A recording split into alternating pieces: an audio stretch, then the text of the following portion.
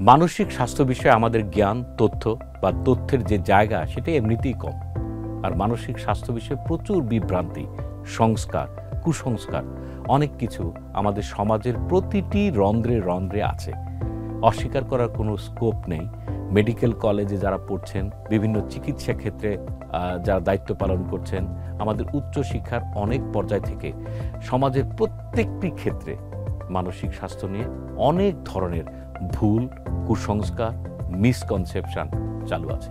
একদিনে হয়তোবা সমস্ত সমস্যার সমাধান হবে না, একদিনে হয়তো সমস্ত প্রাণ বাঁচবেও না। আপনারা জানেন, বাংলাদেশে গত 2018 সনে ওয়ার্ল্ড হেলথ অর্গানাইজেশন এবং ন্যাশনাল ইনস্টিটিউট অফ মেন্টাল হেলথের সহযোগিতায় একটি সার্ভে করা হয়, যেখানে দেখা গেছে যাদের মানসিক রোগের চিকিৎসা দরকার তাদের মধ্যে 92%, অর্থাৎ যে মানুষটির চিকিৎসা দরকার তাদের 100 জনের মধ্যে 92 জন মানুষ চিকিৎসা পাচ্ছেন না, মাত্র 8% মানুষ চিকিৎসা পায়।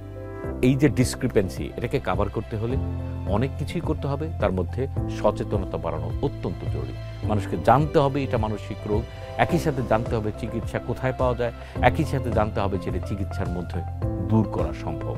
আমার নাম সালাউদ্দিন কাউসার বিপ্লব। আমি অধ্যাপক হিসেবে মনোরোগবিদ্যা বিভাগ, বঙ্গবন্ধু শেখ মুজিব মেডিকেল বিশ্ববিদ্যালয়ে চাকরি করছি। আমি এই যে ভিডিওটি দেখছেন, এর সাথে আমরা প্রায় বেশ কিছু ভিডিও, যার মাধ্যমে টোটাল মানসিক স্বাস্থ্য বিষয়ের অনেক তথ্য দিয়ে থাকব।